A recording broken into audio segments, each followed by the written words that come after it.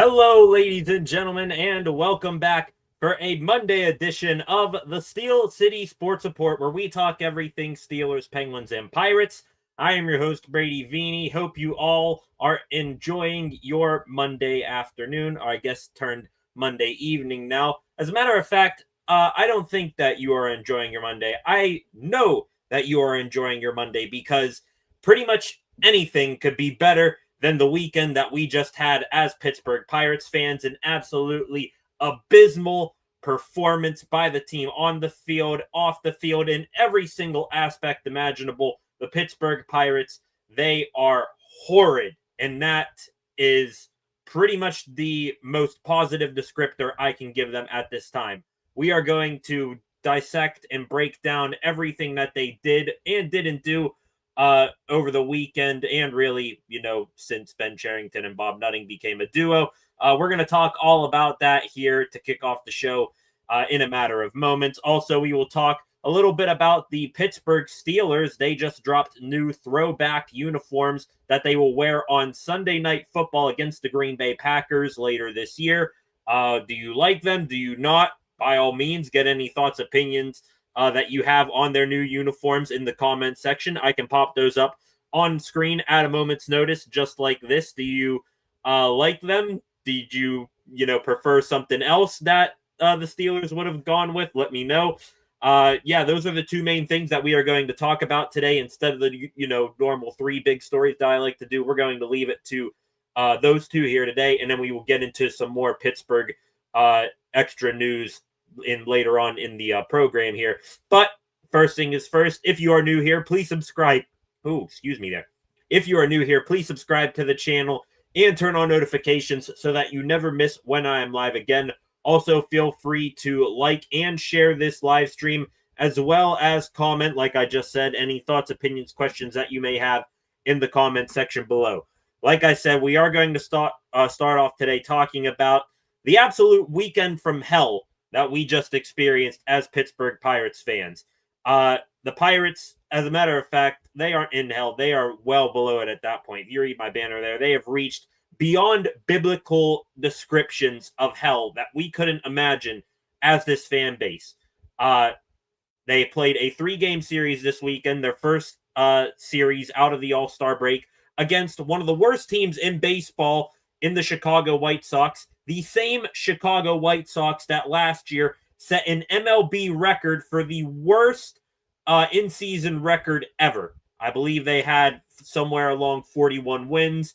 They were historically the worst baseball team ever, and they just came into PNC Park over the weekend, and they slapped the Pirates silly in each and every single one of those baseball games. And I'm going to go on a rant here today, and I don't care. Game 1 of the series, mental gaffe after mental gaffe, error after error by the Pittsburgh Pirates team.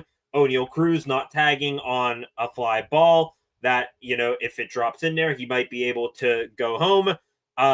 There was one play where 3 errors could have been called on the play, ball going underneath the glove of not just one, not two, but 3 Pirates, including Brian Reynolds out there in right field. And the pitching staff, Bailey Falter especially, they had no answer whatsoever for the bats in the White Sox lineup. Game 1 Friday night, White Sox win that one blowout fashion, 10-1, one of the ugliest baseball games you would see. Saturday, big day for the Pirates, big day for the city of Pittsburgh. Mac Miller bobblehead giveaway. Mac Miller, his friends, I believe, his former producer, his mother, they were all in the ballpark. His mom, Karen, I believe she got to throw out the first pitch. By the way, Mark Madden, piss off, you bashing Mac Miller. I guess my generation isn't supposed to have anything, worth celebrating or worth going to the ballpark for, because it sure as hell ain't the product on the field. Anyways, game, pretty much the same thing. It was actually competitive a little bit there for the first half of the ball game, and then 6 runs scored by the White Sox in the 6th inning. That then led to a sell the team chant as appropriate. Also, a banner flying overhead of the stadium. As a matter of fact, I have the post of the banner right here if you want to take a look of it. I do know of the people that do this. This right here, I rate Pirates fan. He's one of the leaders of the Sell the Team movement in Pittsburgh. This banner, Sell the Team Bomb, Sell the Team Bob, our team, not his. That is an older one there from April 4th. The one trying to find out here. Hang on, let me do this real quick. Pirates, Sell the Team.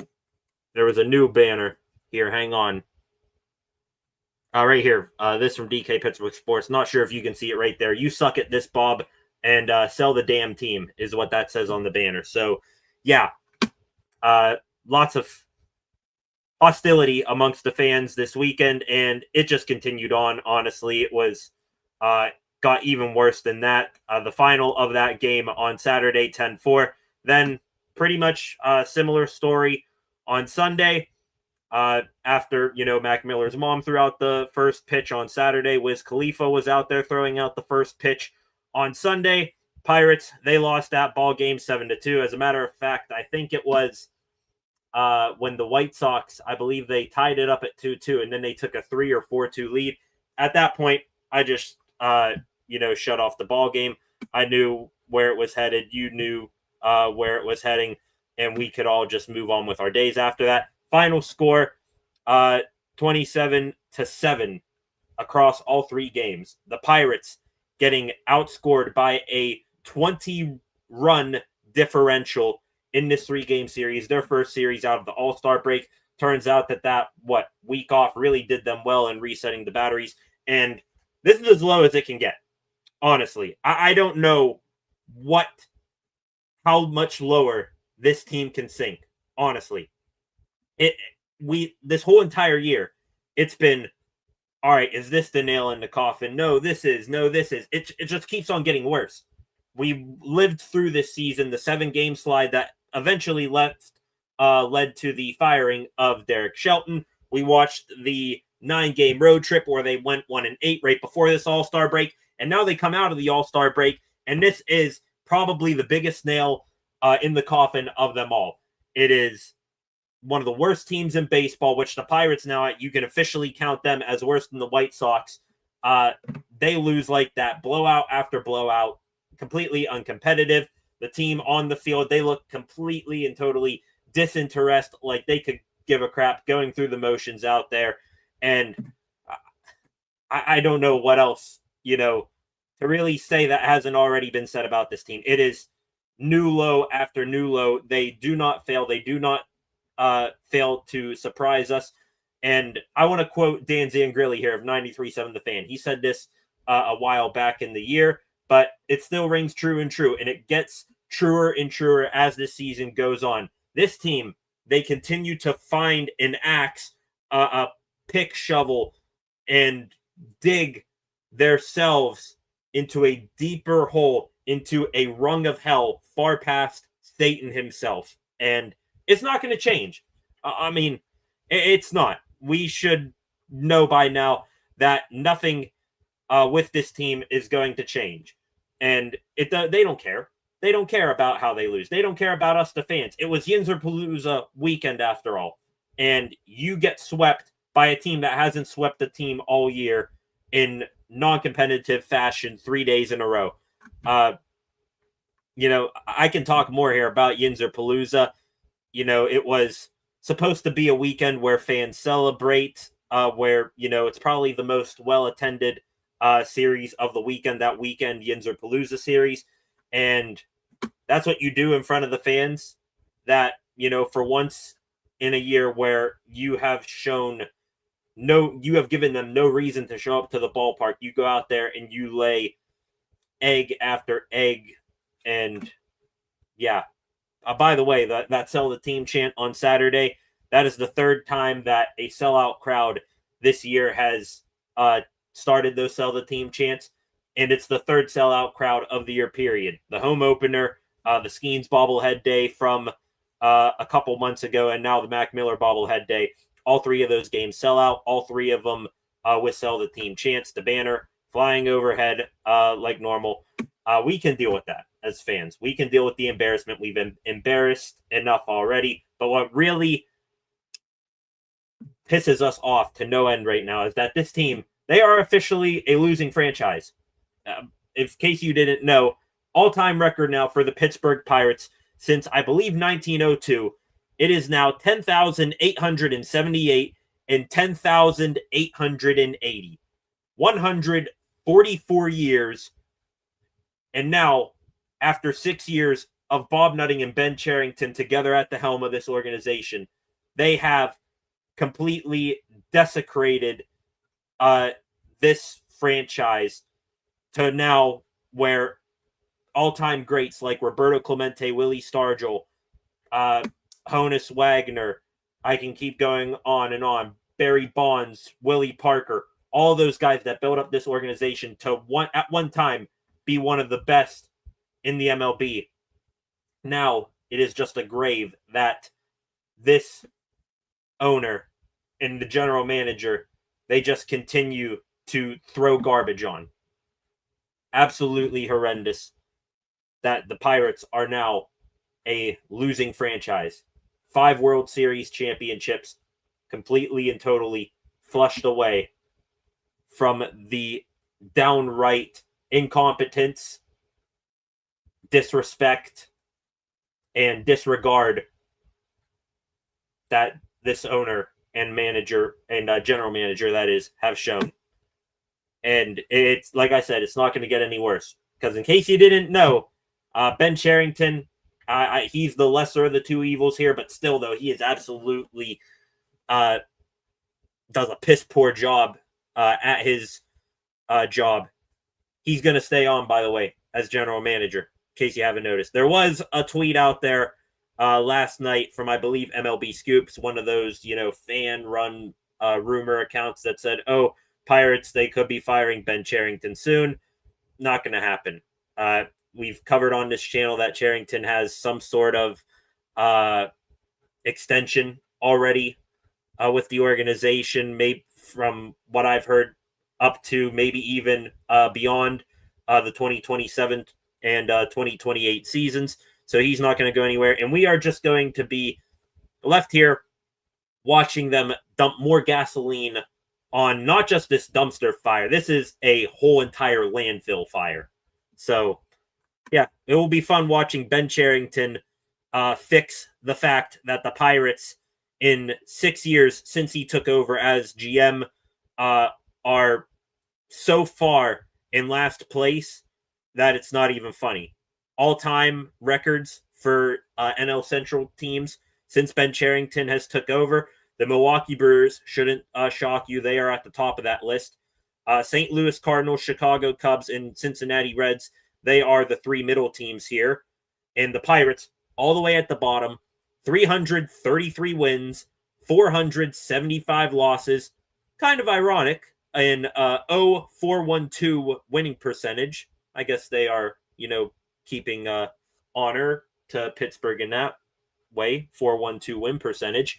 119 games back from the division lead in the past 6 years. All the records combined, 119 games out of the division lead. Can't wait to see Ben Cherington fix that. Can't wait to see Ben Cherington fix that his top hitters, or I guess I should say the most critical hitters that, depending on how the season went, depended on how they would do. Andrew McCutchen, these are in July, by the way. Shout out Andrew Filipponi for these. In July, Andrew McCutchen hitting 182. Brian Hayes, 178. Brian Reynolds, 163. Spencer Horwitz, 122. Henry Davis, 120. What's the Mendoza line called? It's when a hitter is batting 200. That's the Mendoza line. The Pittsburgh Pirates, pretty much 3/4 of this roster, they could set a new Mendoza line. You can call it, batting 120, because that's about all that this team hits for anymore. So, yeah, just horrendous there. Also, can't wait to see how Ben Cherington, seeing how he's not going to go anywhere, will operate this trade deadline. John Heyman, MLB Insider, said that the New York Yankees, they have been in regular contact with the Pirates, who have a few players who'd interest them. Heyman mentioned Brian Hayes, Dennis Santana, David Bednar, Mitch Keller, and Isaiah Kiner-Falefa. By the way, Ke'Bryan Hayes, his stock just went up. Apparently, the Arizona Diamondbacks, they're on a bit of a heater right now. So their third baseman, Eugenio Suarez, who's been talked about a lot heading into this deadline, he might stay after all. So Hayes, his interest might have just gone up, but will Ben Cherington get maximum return for him? Absolutely not.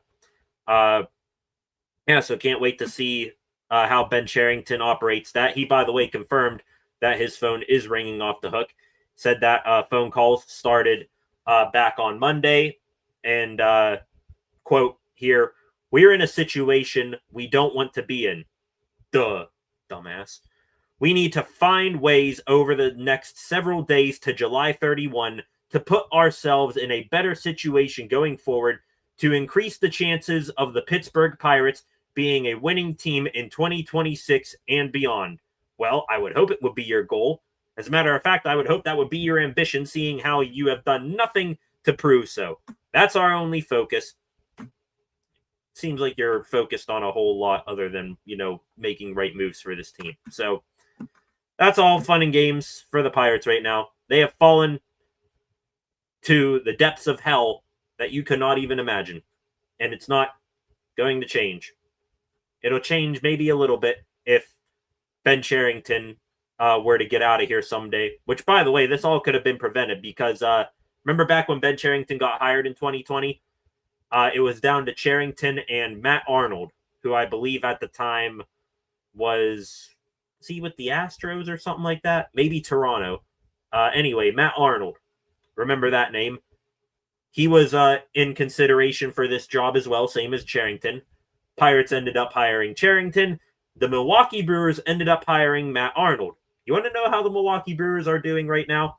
We've already discussed how they're way in the division lead over the past 6 years. Matt Arnold, by the way, his Milwaukee Brewers, they are on a 10-game win streak right now, including back-to-back, one series, break, another series. Anyways, they have swept the Dodgers twice in this 10-game win streak of theirs. You want to know who's kind of leading the charge for them as well? Quinn Priester. Remember that guy that Ben Cherington sold off for Nick York? Nick York, have you heard of him? Put him on a milk carton because he's down in AAA and nobody's heard from him. Quinn Priester against the Dodgers in his last outing, 6 innings pitched, 10 strikeouts, gave up 3 hits, walked 0. Second career game with 10 plus Ks for Priester. I don't even remember if the first 10 strikeout game of his career was with the Pirates. I doubt it. But yeah, so that's how that's going. It's not a dumpster fire. We're well beyond that. It is a landfill fire for this Pittsburgh Pirates team. They continue to, under their own doing, continue to dig deeper past hell to wherever is beyond hell. That's where they are right now. And I want to state for the record that if this was just some other bland-ass Pittsburgh Pirates season, like what it was in the early stages of this rebuild, 2020 through 2022, even 2023, we probably wouldn't even think about it because, there was nobody on this team that, was playing up to that level. But now at the Pirates, they have Paul Skeens, a guy who, by every single metric, is doing his part. That brings expectations onto this team. And that's where we are beyond pissed. Because you have a generational pitcher, probably the best pitcher that you, I, any of us will see in our lifetime. And they continue to just... They're that dog meme. You remember the meme? The dog sitting in the cafe with the flames all around him? This is fine. The only difference between the Pirates and that meme is that the Pirates, if they were that dog, they would be on fire themselves. And they'd probably be looking at like, ooh, something smells good in here. I'm beyond showing pity for this team. I'm beyond to the point where I can't even care. I do care. I take that back. I do care. I care a whole hell of a lot more than I did in the past. Everyone's pissed, but it's just depressing. And that's not even a strong enough word to describe how Pirates fans are feeling right now. Things have gone catastrophically horrible. We, heading into this year, had thoughts of, okay, maybe this team, they get a little bit above what their win total was first year of Skeens. Maybe they can be better, but there's no way that they can be any less worse than this.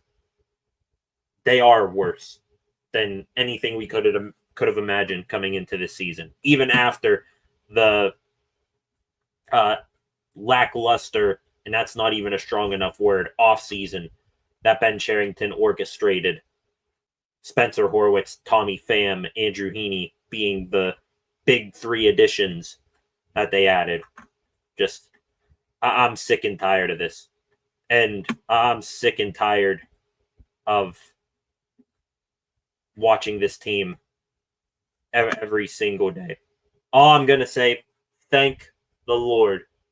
I don't care that it's them doing workouts in shorts and t-shirts. Thank the good Lord up above that we will have something new to talk about here come Wednesday, and that is the Pittsburgh Steelers returning to training camp. They are, from when the Steelers season ended to watching the Pirates up to this point, going through this Pirate season has been us in 120-degree heat with no shirt on whatsoever, crawling through burning hot sand with probably a couple rattlesnakes along the way biting us in the ass. The Steelers, they're right there. Come Wednesday they show up. Thursday they practice. They are our oasis that we can finally get a drink of water and cool down a little bit, because I've had enough with this Pirates team. Sell the team, Bob. Right here on the shirt. Sell the team.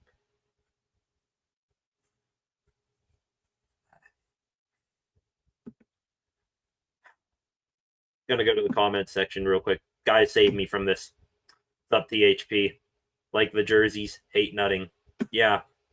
I'm gonna get to that here in a second, Freight Train. We're gonna switch the topic to the Steelers here in a minute, because I don't know how much longer I'm gonna talk about the Pirates, because they're horrible. They will continue to be horrible.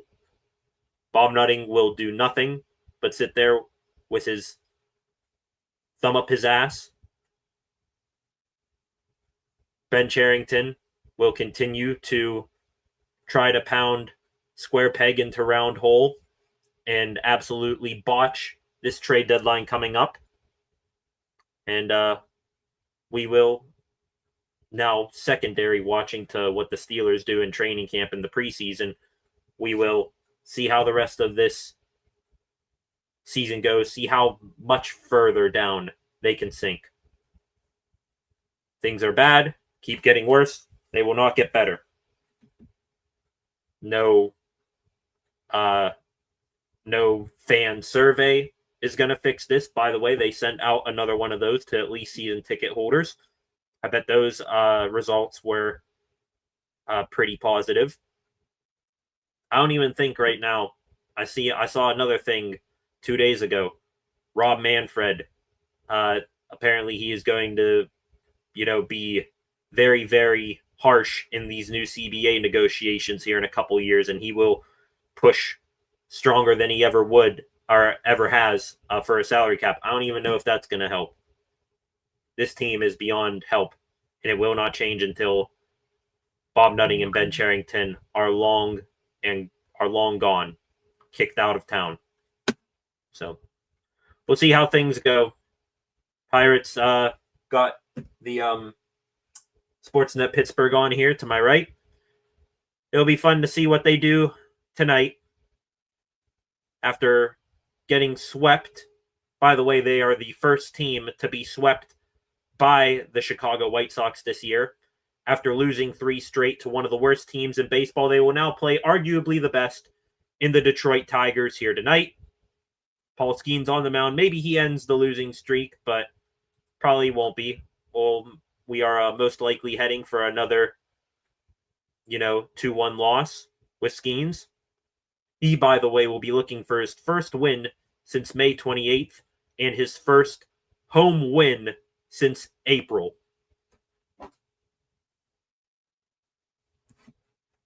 Should be fun. Should be lots of fun. All right.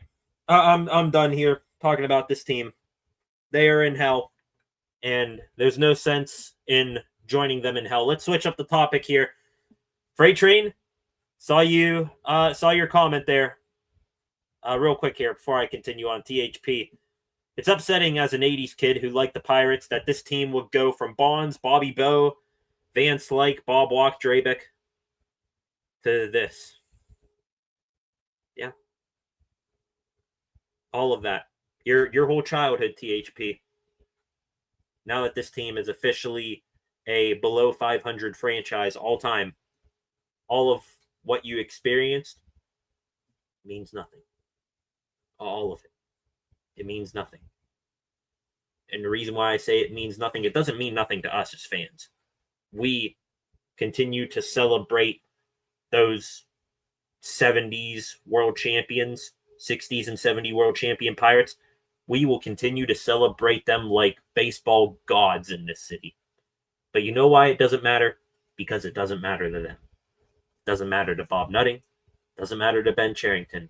They can put the biggest, most expensive, most good-looking brand of lipstick on the pig that is how they run this organization.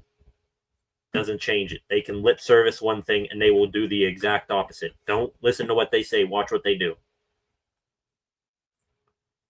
You had Clemente, Stargell, etc. Great fan base. Yeah, and that's another thing too, THP. Great fan base. Do you think I like coming on here and completely taking a dump on this team, which they absolutely deserve every single bit of what I'm saying?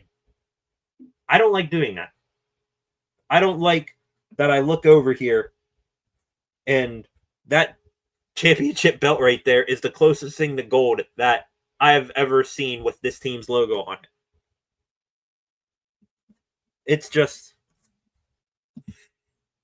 so frustrating. All we ask is for that you try. And they're not trying. And they will continue not to try. They will continue their insanity cycle. Same thing over and over and over and over again. And they will keep digging and digging and digging. Wave high to Satan on their way to deeper depths of hell. And they do it with a smile. Sucks that Paul Steen's leaving, bro. Not yet. Not yet. He's pretty much, here. We're now 40 minutes away from first pitch. He's the only reason that I'm going to be watching this ball game here tonight. And then by the time the sixth inning rolls around and he probably gets pulled from the game with a, 2-0 deficit, I'm going to turn the TV off because the Pirates, they will not come back. They will not even come close. Freight Train here. Yeah, I missed those days. Yeah. That's what we're going to do. Maybe we'll do that on this, we'll all get together someday.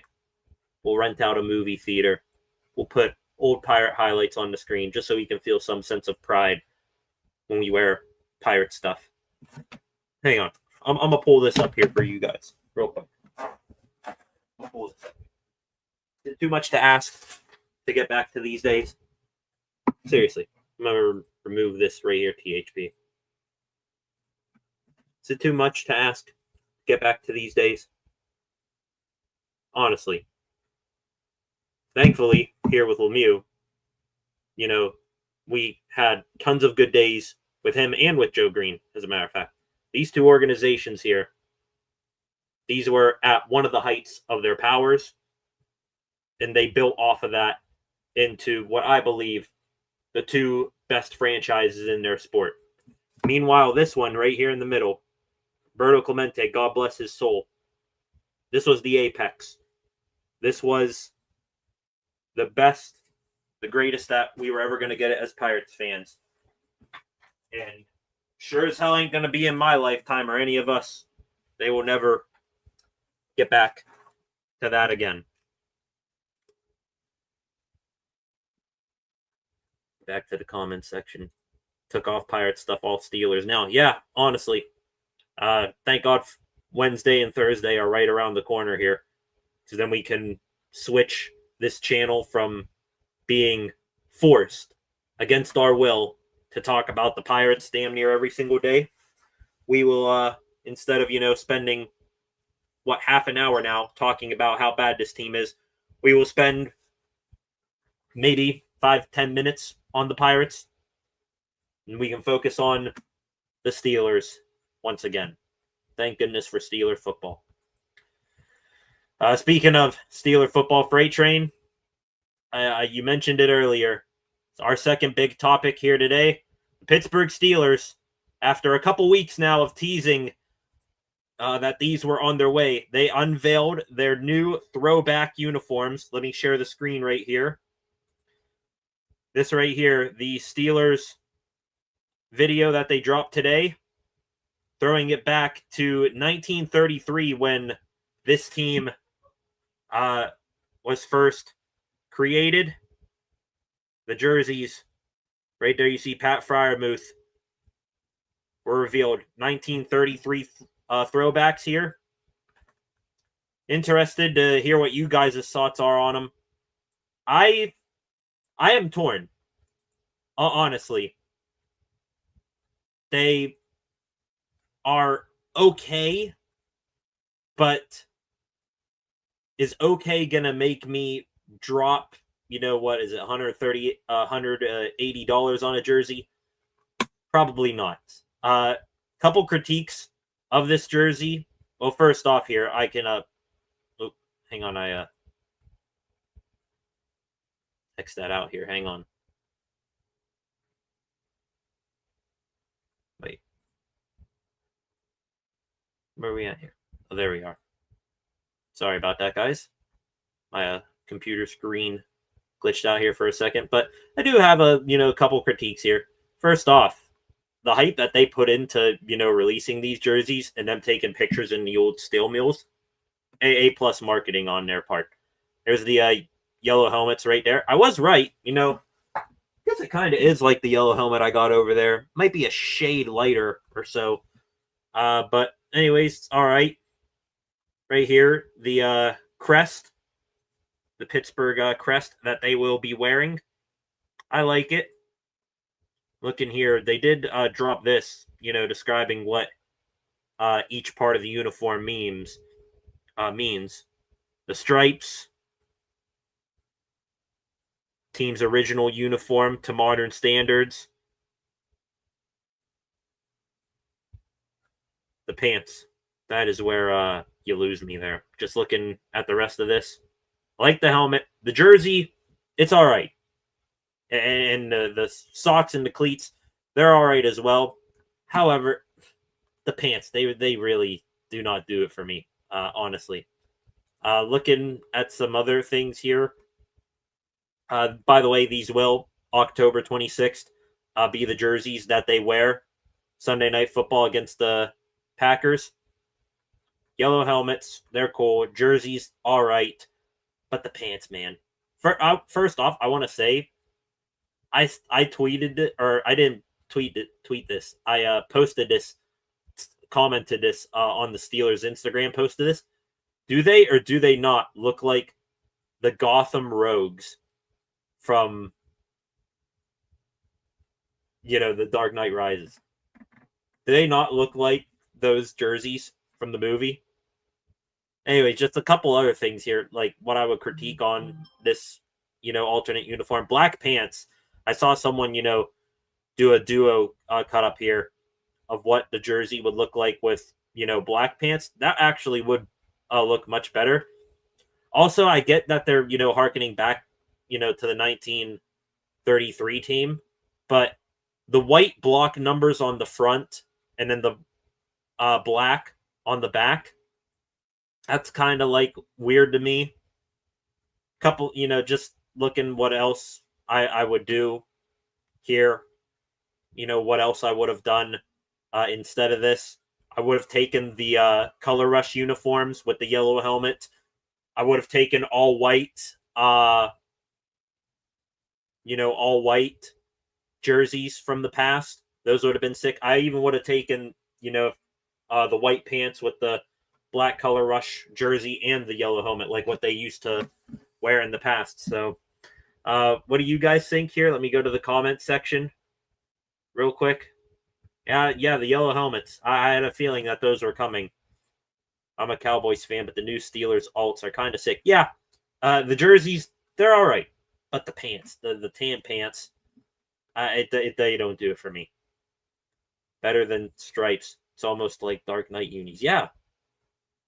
I just said that. They're the Gotham Rogues, almost. Also,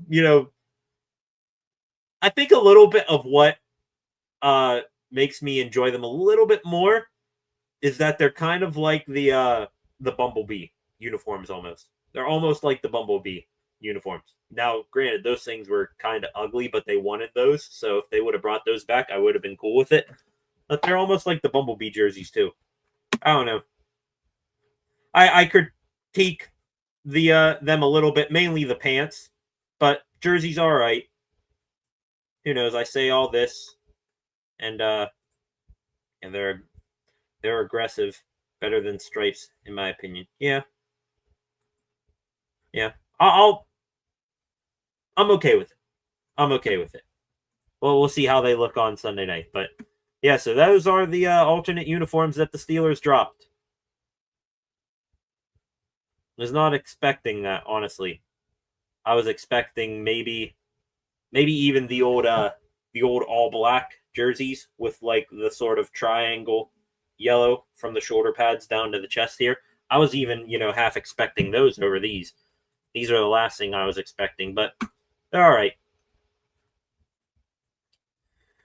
Okay, ladies and gentlemen, before we continue on here in today's stream with some extra Pittsburgh sports news, I'm going to remind you once again to subscribe to the channel if you have not done so already, and turn on notifications so that you never miss when I'm live again. Also, feel free to like and share this stream and comment, just like THP and Freight Train are doing in the comment section below. Going to take a quick stroll here through Twitter, see if we have any new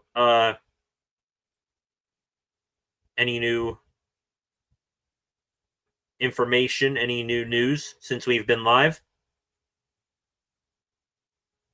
There are a couple of differences, though. I'm seeing someone point out here with the yellow helmets, their Freight Train. Instead of being a shiny, I guess you would call it acrylic, like that one is. This is a matte yellow color. Also, it has a black outline around the logo on the side of the helmet and gray face mask. That's another big boost to me liking these uniforms. Gray face masks. We saw them last season with the other block letter or block number throwbacks. I will take the gray face mask any day of the week.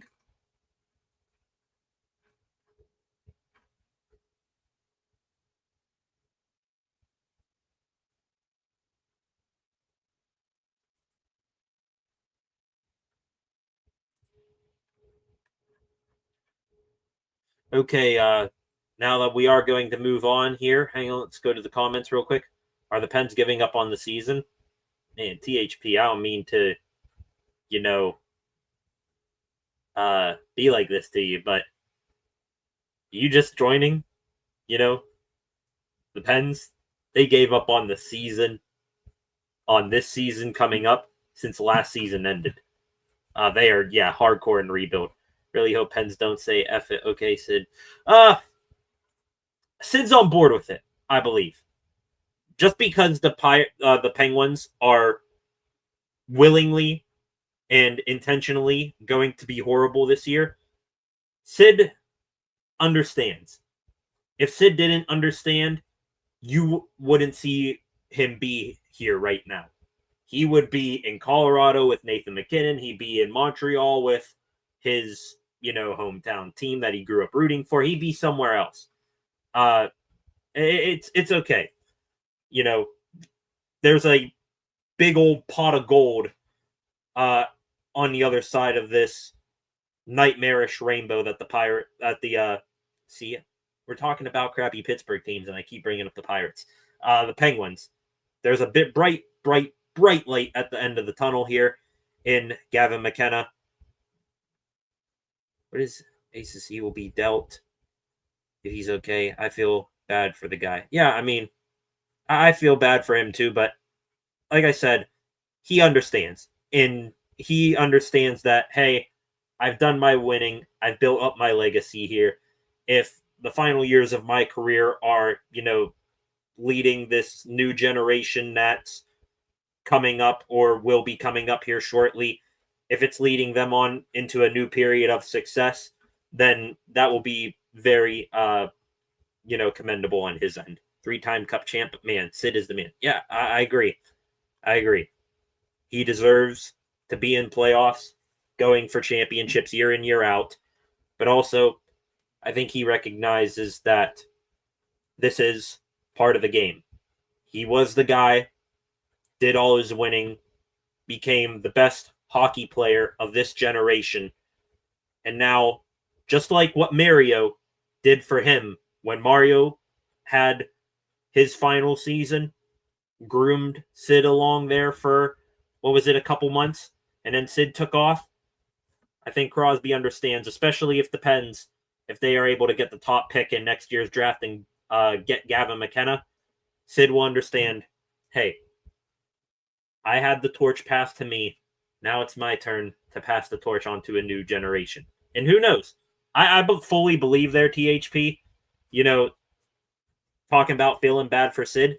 Let's not count out the fact that the Pens for the rest of his career are going to be bad. I get that they are still dead middle of a rebuild. If they get Gavin McKenna, that rebuild clock all of a sudden speeds up a whole hell of a lot. And Sid is a guy, the way he trains, the way that he keeps himself in shape, and just still the drive, the hunger that he has to play hockey.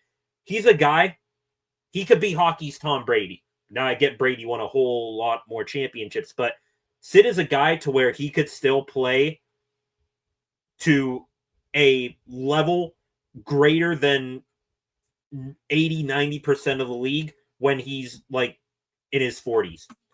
He could still do that, honestly.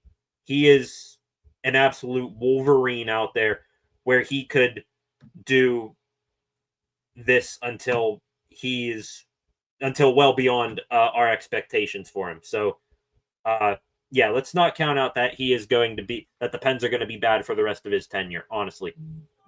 That's the problem. Why only invest whenever you're good? It's trash.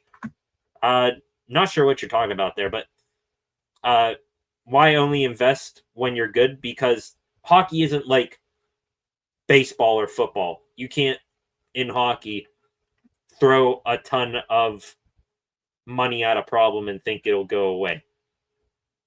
Hockey is the one sport where, that and football, but football is kind of both where, like, you can...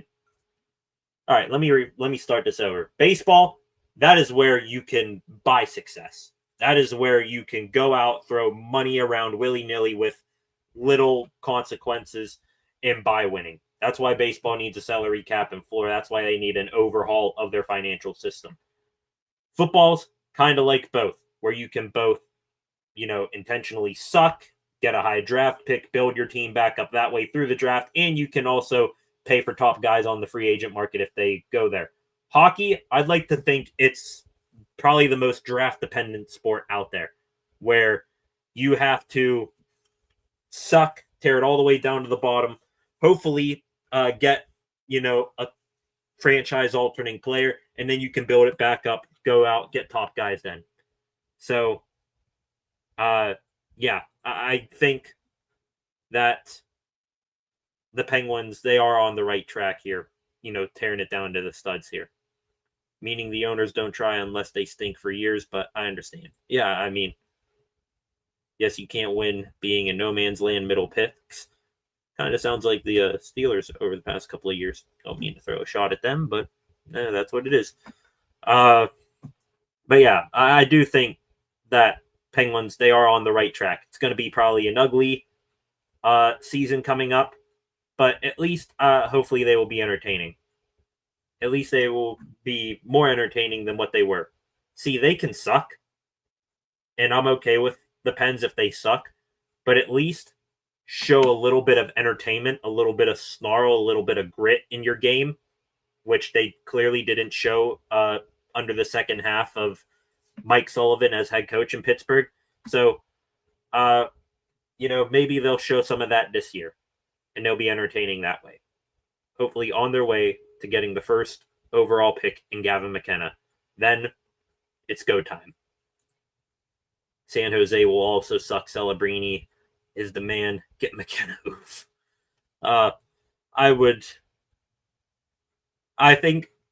Would you say the two worst teams, THP in the NHL right now, are still the Sharks and Blackhawks? The Buffalo Sabres, they're in a, thing of suck all their own, where they can't, have anything nice happen to them. The Buffalo Sabres are the Pittsburgh Pirates of the NHL. But San Jose and Chicago, close. If they are the two worst teams still in the NHL, I want the Penguins, not just for their sake, but for the league's sake, to get the first overall pick, because if it's down to San Jose or Chicago for that first overall selection, you're either going to see McKenna and Celebrini or McKenna and Bedard, and I don't want that. That does worry me. If it's just Celebrini and Bedard on their own teams, you can live with that. But if you're pairing McKenna with either of those two guys, that would worry me. No one wants to play in Buffalo. Do you see the draft day picture of Radim Murka?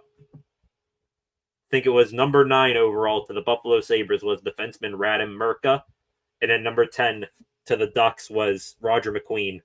And I've seen the side-by-side pictures. Murka looks like he just got drafted to go to war, and he looks completely and totally depressed. Meanwhile, Roger McQueen, as soon as he got drafted, went to Disneyland. Yeah, awful. Awful, awful, awful. 8 of you in here right now. I appreciate it very, very much. All of you stopping on by here this evening, talking a little bit about everything. Talking about the Pittsburgh Steelers and their new alternate jerseys. Talking right now, THP and me, about the Pittsburgh Penguins and the direction they're heading in as a franchise. And we kicked off the show, and we'll probably mention it one more time before we log off here tonight, how deep beyond hell the Pittsburgh Pirates are. By the way, speak of the starters for tonight's game on the TV here to my right, Paul Skeens, a 4-8 record, a 2.01 ERA, 131 strikeouts to just 30 walks. He has 101 more strikeouts than he does walks this year. And that's an absolutely insane ratio. And the Pirates, they, in my book, are officially the worst team in baseball on top of it. Yeah, 131 strikeouts to 30 walks. That is insane. What's even more insane is that he's probably going to lose tonight. It's almost a guarantee. Okay, going to continue on, ladies and gentlemen, right now with some extra Pittsburgh sports news here this evening before we call it a night. Let's stick with the Pittsburgh Steelers, as a matter of fact. We talked about their new alternate jerseys just a little bit ago. Last week, pretty slow week in terms of sports news, but we did get a little bit of shot of adrenaline in the Pittsburgh sports news world. TJ Watt signing an extension, 3-year, $123 million extension with the Steelers, $108 million guaranteed $1 million guaranteed for every sack that he's had in his career up until this point. And as a matter of fact, that is what Adam Schefter, ESPN NFL insider, said on the Pat McAfee show here today. One of his quotes about Watt getting a payday. I think the issue when the Steelers and TJ Watt were sitting down and talking was the length of the contract. Obviously, I think, the money that the Steelers were giving with the contract was able to, maybe cancel out, adding an extra year onto that. Anyways, Schefter, he is the one that brought up TJ Watt has 108 career sacks, and the guaranteed money was $108 million. Probably thought that was a cool little caveat in the deal. So, again, just, I think probably this is going to be the final, one of the final times that I talk about Watt's extension. I like the deal. I don't know how the rest of you in here feel about it, but I do like it. People are complaining a little bit about, look at how he ended last year. I get that, valid criticisms, but also, calling it an overpayment. My thing is it really an overpayment when you look in the grand scheme of things? Somebody on 93.7 The Fan brought up today, TJ Watt's old contract, he was taking up 14% of the Steelers' salary cap.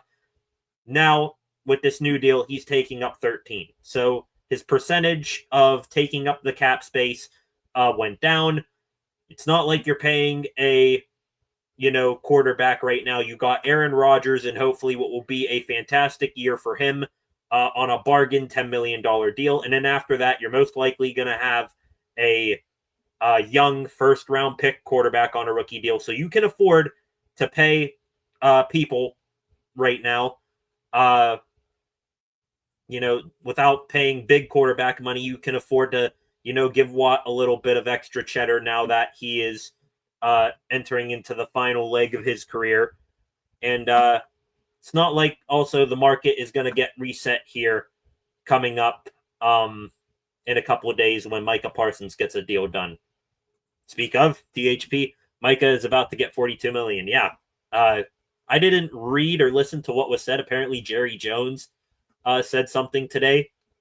THP, you might be able to fill me in on this a little bit. Jerry Jones said something, and then Micah Parsons, I guess, reposted someone's post on X, and that's getting a whole hell of a response right now. So I don't know, but like TJ's extension, it's not long, 3 years. I'm sure there's a back door out of it in there somewhere where if Watt really falls off a cliff or retires, the Steelers can get out from underneath that contract.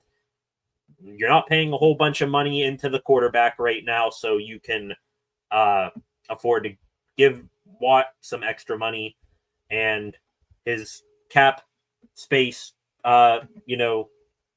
compliance, his cap space, him taking up, went down.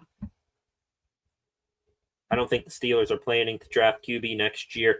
I think they got who they wanted. I think I understand what you're getting at there, Freight Train. Hopefully certain number 18 pans out. Man, I am so excited to see him in the preseason. You're going to see a ton of him, and I am going to be glued to this TV watching it. My goodness, I cannot wait to see Will Howard in the preseason. So Parsons said last year he would wait, then did a BS move other day saying he wanted to sign last year. It's crap. Oh, yeah, it sounds like a big standoff there. It's agents talk. Yeah. Speaking of agents talk, I'm going to mention this here in a little bit.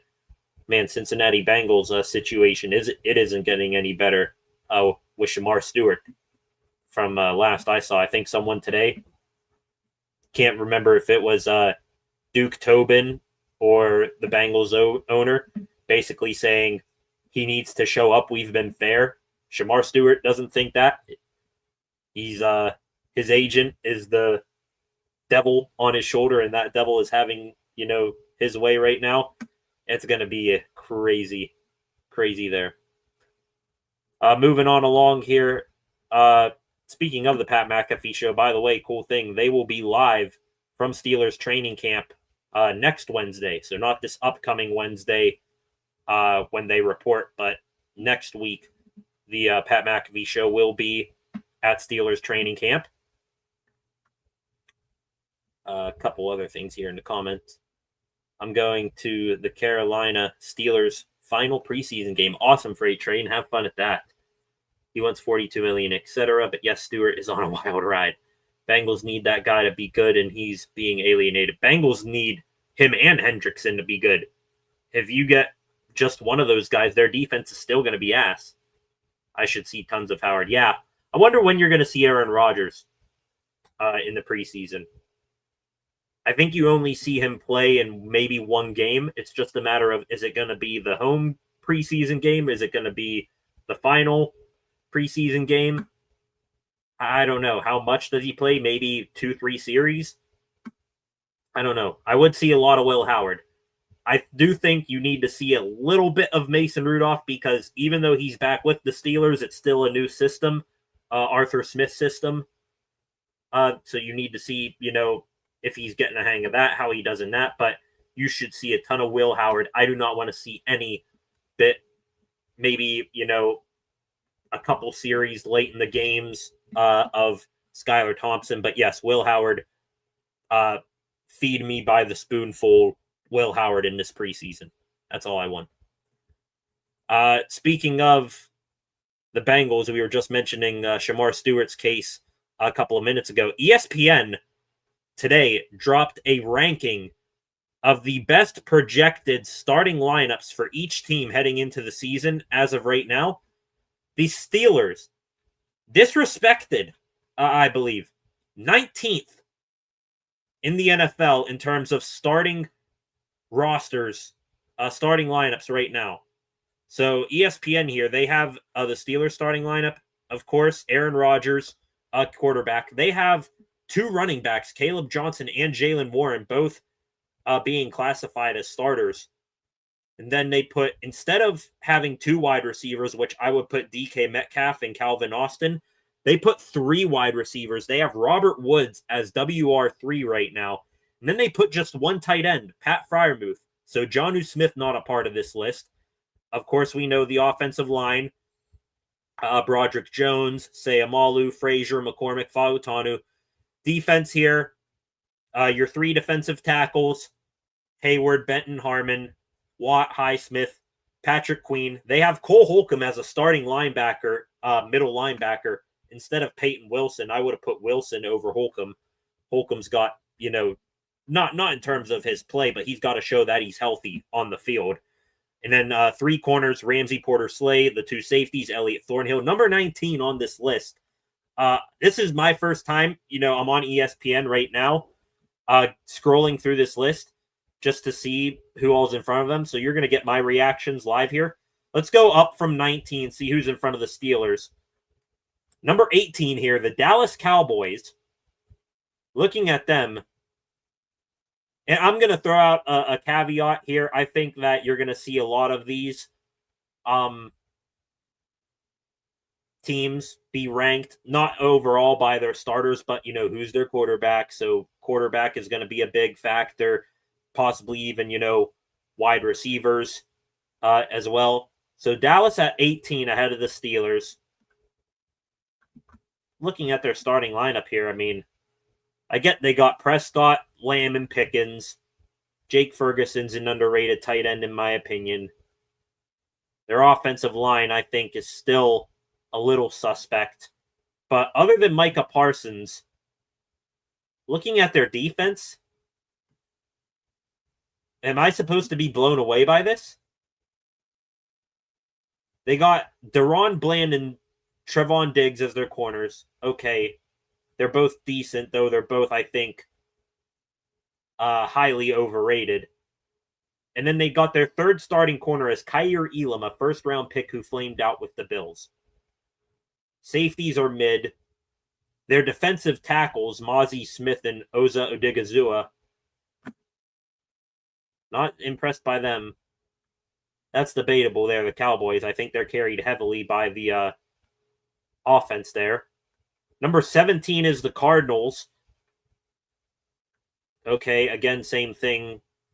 They signed a lot of people on defense, but is their offense really that good to put ahead of the Steelers? Murray, Marvin Harrison, Trey McBride, I don't know. 16 here. The Chargers. All right, that's the first one. Yeah, I agree. They are ahead of the Steelers. I think that offense is going to be better. They still got Khalil Mack and Derwin James on defense. Number 15 here, the Bears. That is putting a lot of faith in Ben Johnson. Caleb Williams, I get he's got more wide receivers to throw to than what he, needs. Defense is just okay, but all the way up here at 15, I don't know. Packers at 14. Yeah, we'll see. They got a lot of wide receivers, by the way, the Packers. And I think they just signed... didn't they just sign someone here today? Hang on. The Packers, yeah, they just signed Will Shepard, undrafted free agent from Colorado. So yeah, they have a logjam at wide receiver. Maybe they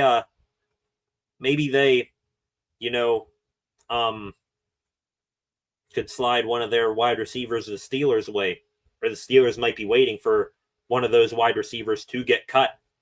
If so, that could be why they're waiting to, maybe get another wide receiver. Wait for one of the decent ones up there in Green Bay to get let go of. Before I continue on here, let's go to the comments section here real quick.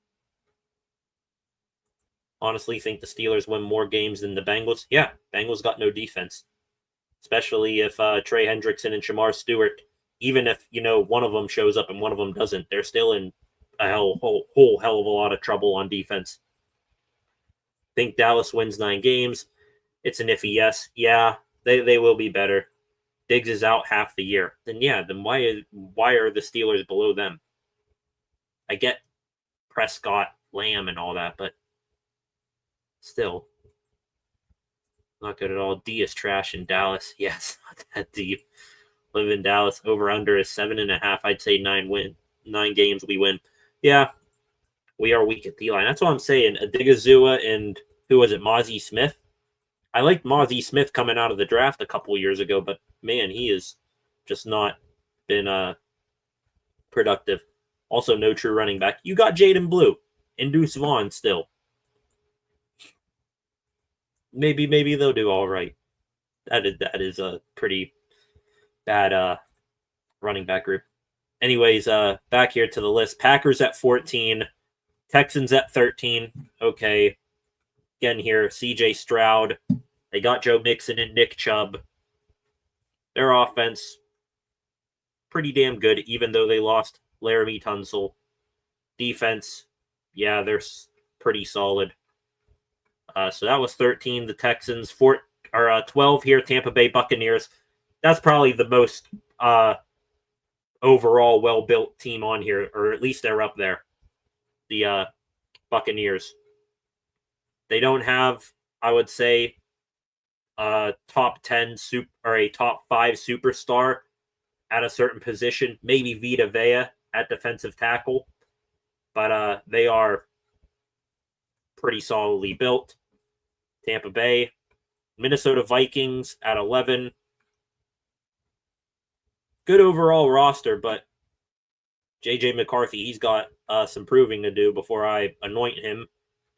The 49ers, they're all the way up here at 10. Are they behind the Steelers in terms of, starters? No, but wow. After all the guys they lost, they're all the way up here at 10 in terms of starters. Purdy, McCaffrey, Juszczyk. They got Ayuk and Ricky Pearsall, who are both going to, I think, be out to begin the year. Kittle, Trent Williams, and then a bunch of randoms on the offensive line. You got Nick Bosa and Fred Warner on defense. After that, I barely know them. That's a stretch putting them all the way up there at 10, the Niners. Let's go here. The Bengals are at 9. Oh, my God. Joe Burrow, Jamar Chase, T. Higgins. Is there anyone else that's a starter for them that boosts them up to be in the top 10 in terms of starters? Not seeing it. They got Trey Hendrickson and Shamar Stewart here. So, yeah, that... we'll see if both of them go here, but my God, their secondary looks so ass. Cam Taylor-Britt, Dax Hill, DJ Turner, Geno Stone, Jordan Battle. Yikes. So they're at 9. That's the shock of this list. LA Rams at 8. Okay, I can see that. They still got Stafford, Puka, and Devontae Adams. That's a solid trio on offense. And even though they don't have Aaron Donald anymore, they have got quantity over quality on that defense. They are solid at every position there. Number 7 here, the Commanders, fresh off of adding Von Miller. Terry McLaurin and Jaden Daniels, they carry them here. Their defense, though, still questions about them. They're an old defense, too. Bobby Wagner, Marshawn Lattimore, Von Miller now, Daron Payne. That's a lot of past their prime on defense there.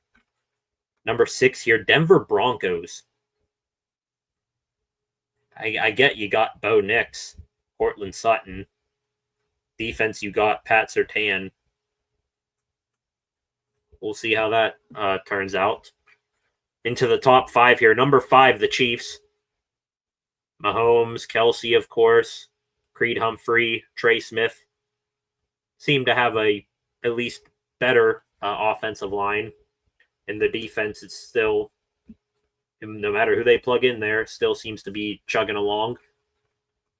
Buffalo Bills at 4. Again, aside from Josh Allen, they look like a quality or a quantity over quality build to their starting group. Pretty even across the board. Lions at number 3. Don't disagree with that. The Eagles at 2. And the Ravens at 1. I'm at least flip-flopping them, Philadelphia, even though they lost a lot of guys. Still, though, they got a lot to like there. We'll see. Back to the comments here real quick. Yeah, they don't give the ball to Deuce. Deuce Vaughn. QB Vikings have a sketchy thing going. Yeah, they are putting too much faith in J.J. McCarthy almost. Now, if he was ever going to go to a place and immediately thrive, aside from, maybe San Francisco, the Vikings, they are a quarterback-friendly offense, though I don't know about McCarthy yet. I take the Steelers over Bengals, Chargers, Raiders, Dolphins. Well, the Bengals and the Chargers were ahead of them. So, yeah. Until the Bengals have proven me that they have at least a below-average NFL defense instead of one that is just straight ass, I'm not going to put them above the Steelers. I'll tell you that. And I hate the Steelers. Respect, THP. Respect. I think the Commanders go 9-8. Really? You think them taking a step back like that? Actually, I see that. Denver declines, in my opinion. We'll see there. We'll see. Moving on here, going to breeze through the rest of the news here today. Steelers could be adding some more players. Now, we're heading into training camp, so we don't know exactly when they'll be adding players, but they still could use a wide receiver too, but they still do, in my opinion, need another safety so that I'm sleeping comfortably at night, but thinking about this team, I will sleep extra comfortably if they get another safety instead of just depending on Deshaun Elliott and Juan Thornhill. NFL rumors, they're kind of like that MLB Scoops page I mentioned earlier. They say rumors and then do they come true? Half the time, yes. Half the time, no. Kind of, throwing lots of things against the wall, seeing what sticks. They brought up Justin Simmons today. The Steelers, Eagles, and Panthers mentioned as the teams that could sign Justin Simmons. Now, if Simmons had his pick of the litter here, he'd go with the Eagles, but hey, I'd be cool with Simmons. Also, we talked about the 49ers in that list there. They just released a safety over the weekend, George Odom. I believe he played a little bit on defense, but also was a special teams guy. Sounds like a perfect Steeler. If you can go out there, play a, 5, 10, 15 snaps on defense, and then go play special teams as well, sounds like a type of guy that the Steelers would pursue. So we'll see if that's a possible option as well. One guy that isn't an option, but I'll bring him up here, Damar Hamlin. Don't see him leaving Buffalo, but he was with Will Howard somewhere. Damar Hamlin posted to his Instagram story a picture of him with Will Howard to born and bred Pennsylvania.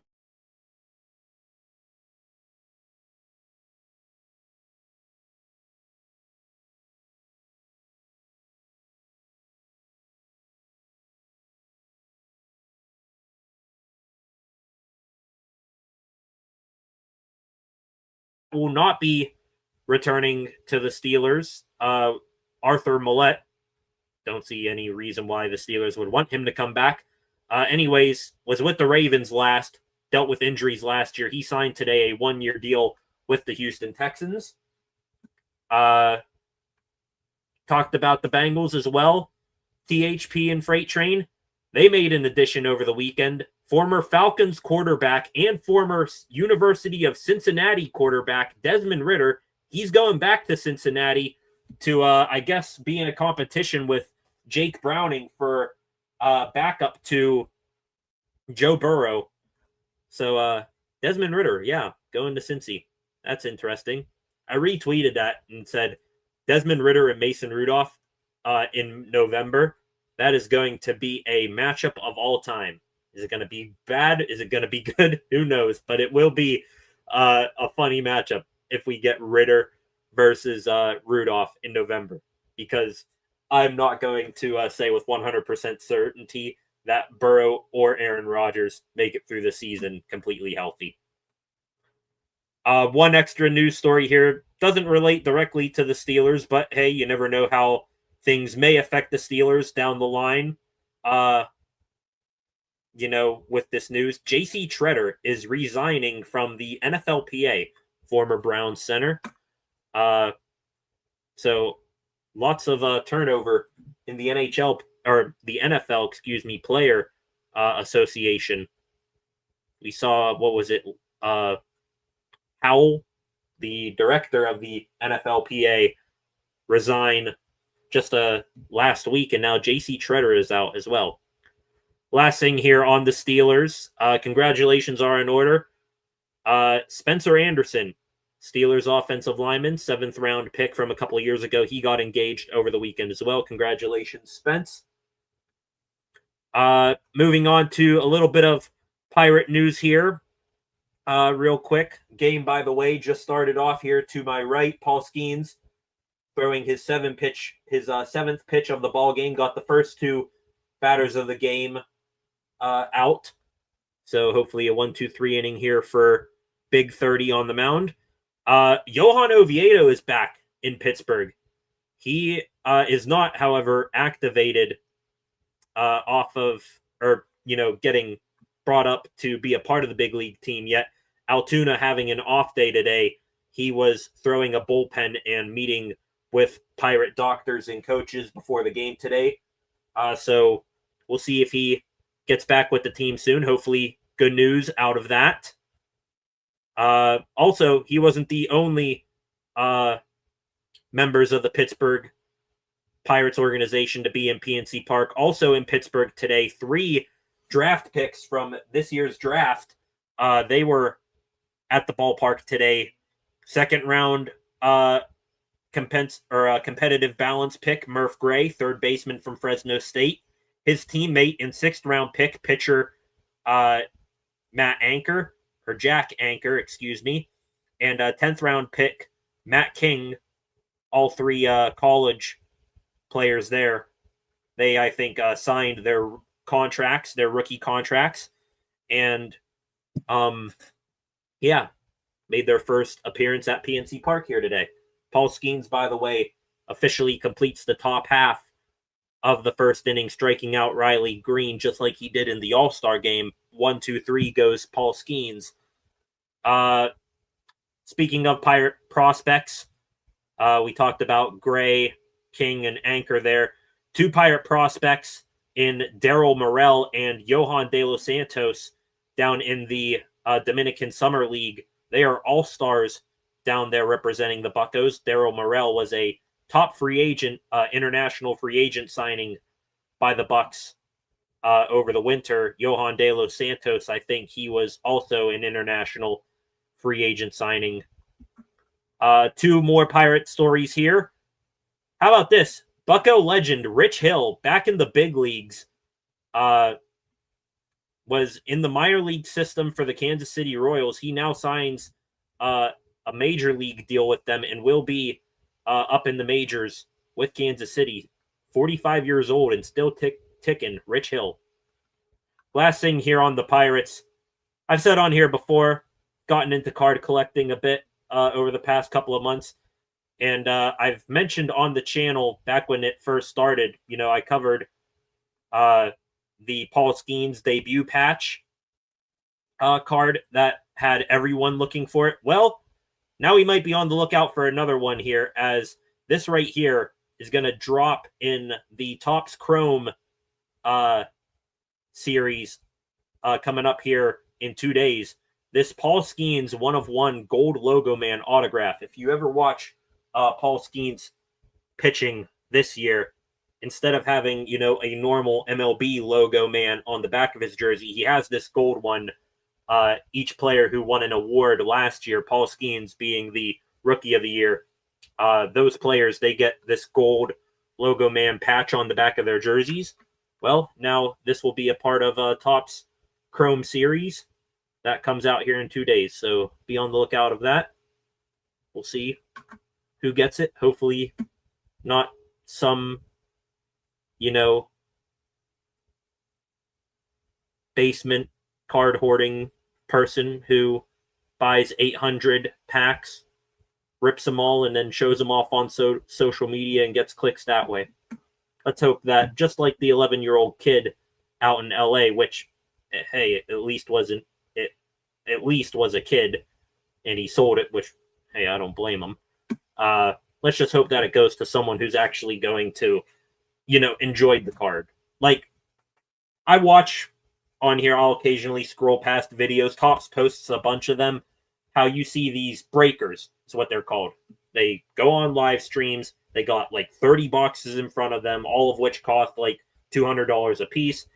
They rip up all these packs, get out these very valuable cards, and they don't even care for them. They just sell them off to make more money. Let's just hope that doesn't go to someone like that and someone actually gets the Skeens bobblehead and will enjoy it. Last thing here for the day, ladies and gentlemen, one Pittsburgh Penguins news story. We are now an hour 22 into this live stream and have not mentioned the Penguins all that much, except for the little bit we talked about THP. One piece of information on them, Anthony Mantha, free agent signing for the Pens, probably going to be a middle, second or third line winger for them. He underwent ACL knee surgery last year in November. He spoke today, said that he is expected to be ready for the start of Penguins training camp coming up here in a couple months. His quote here, "I focused a lot on myself and trying to prove I'll be ready for camp. Things went good, and here we are. For me, it's to bring the best hockey I can, find some confidence, and make things happen." Love that quote there. Hopefully each and every one of those things come true, that he builds confidence, makes things happen, because 1-year deal for him, most likely going to be here up until the trade deadline, and then he'll get sold off for hopefully a third-round pick. Let's go back here to the comment section, see if we got anything new here. A good deal for Ritter. Will Howard, I like his stock, yeah. Tough kid. Good deal for Ritter, yeah. Mason Rudolph wasn't bad at OSU. Yeah, talking about the NFLPA guy, Howell. Yeah, turns out you shouldn't be using player association money to go treat yourself at those types of clubs. Let's be honest, we're about the same age, dude. How do you get caught up with strip clubs at 30 plus? I don't know. I think he also said something, or at least I heard something, that his excuse to go to the strip club was we were building camaraderie or something for the NFLPA. I don't get it, dude. Like, don't write the check from the NFL National Football League Player Association. Here's like $800 for a night of, I'm sure, drinks, maybe some food, and a whole lot of what in everybody's face. Crazy. Gonna take one more stroll here through Twitter, see if we got anything new going on here before we log off. Got a behind the scenes look of the Penguins schedule release video. They did, I think, with all the broadcast teams. It was Joe Brand. I think Josh Getzoff was in there. Michelle Crecchiolo. All these people do play-by-play and commentary work for the Penguins. They all were actors for a day, and they did the schedule release video inspired by The Pit, that hospital TV show that takes place in Pittsburgh. The Pirates, by the way, officially, or at least Young Bucks here, who covers the Pirates and their prospects, Matt King, Jack Anchor, and Murph Gray, officially posting that their rookie contracts are signed, sealed, and delivered. Now let's see how they look like in the minors. Interesting here. Seeing this 41 minutes ago from Adam Schefter. I thought this guy was already retired, but I guess he's officially calling it quits. Philip Rivers retiring as a Charger. Adam Schefter posting a video that I assume, the Chargers posted of Rivers. So Philip Rivers, I guess, officially calling it a career, even though technically hasn't he been out of the NFL for like 2 years now? Okay. Congratulations on a good career, Philip Rivers. Looking here if there's anything else. The salaries, or the signing bonuses, excuse me, for each of these prospects that the Pirates have signed here this evening. Murph Gray gets just under $1 million in salary. Had a $132,000 signing bonus. Jack Anchor making $347,000, $33,000 signing bonus, and Matt King a $22,000 signing bonus. Oh, these are all signing bonuses. Excuse me, these aren't the contract numbers. Those are the signing bonuses, the bigger numbers. So, cool. Okay, do not see anything else here for this evening, ladies and gentlemen. So, going to call it quits right there. Thank you all for joining me here tonight on stream for just about an hour and a half. So, we really did well here. Speaking of doing well, the Pirates, I guess, are off to a good start by their standards. They have runners at first and second with 2 outs. O'Neal Cruz up to bat. It's real quick here, see how he does before I officially log off for the night. And terrible swing, terrible miss right there on a breaking pitch down in the zone. Cruz, by the way, kind of an odd series for him against the White Sox. In the first game, came out mashing the ball for doubles and extra base hits, and then had a pretty ugly game yesterday. We'll see how he does here. 1-2 from Jack Flaherty. That one dotted there, nips the inside half of the zone. It's a strikeout for Cruz, so there goes that for the Pirates. Now I'm going to do my ending monologue here. Thank you all one more time for joining me here tonight. For the final time, subscribe to the channel if you have not done so already. Turn on notifications so that you never miss when I am live again. Like and share this live stream and comment on it after the fact. I would appreciate that very, very much. And hope you all enjoy the rest of your Monday evening. Also, go follow me on the following social media platforms. Of course, I have an X account, an Instagram account as well. That's pretty new. And also, over the weekend, got up a Facebook page as well. So go follow that as well. Steel City Sports Report. Get the numbers up on all of those. And yeah, we'll see you back here tomorrow. Might be some changes to the channel as we go along here over the next couple of weeks, but we'll see. No matter what, here, channel isn't going anywhere. Appreciate you all joining me. Have a good rest of your Monday night. Let's see how much deeper Pittsburgh Pirates can fall. Certainly looking forward to how the rest of this game is going to go. All right, guys. Have a good rest of your Monday night. Peace.